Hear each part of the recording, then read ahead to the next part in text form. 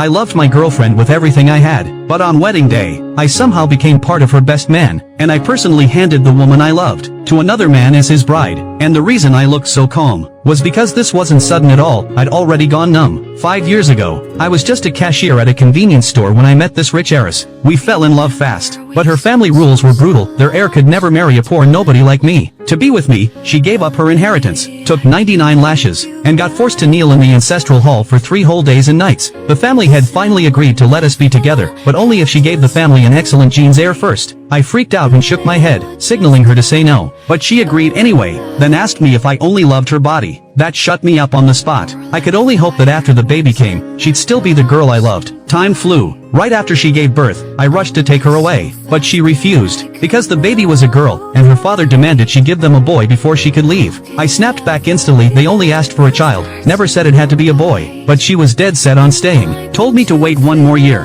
The moment I heard that, everything clicked. She'd promised her parents behind my back, and that scheming guy next to her started lecturing me, saying she'd just given birth and was already prepping for the next pregnancy all for me, and I didn't appreciate her. Hearing a guy who was literally just a gene donor criticize me, I almost lost it, but before I could explode, she defended him, and the way they talked to each other was disgustingly sweet. Feeling betrayed, I went to the room, grabbed a picture frame, and wondered if any of this was still worth it. Before I could think it through, that guy barged in and punched me straight in the face. The baby had a fever, and he used that to dump all the blame on me. Her family believed him without question. The head of the house ordered them to tie me up and throw me in the freezer room. No matter how much I tried to explain, none of them cared. Even the girl who once trusted me blindly stood up and pointed fingers at me. I tried to ask her why, but they slammed the door in my face. I remembered everything, how, back when I was just a cashier, she swore eternal love. How, during the pregnancy planning, she promised she'd never catch feelings for anyone else. How, right before giving birth, she vowed we'd run away together afterward. Looking at it now, all lies. Just then, the door opened.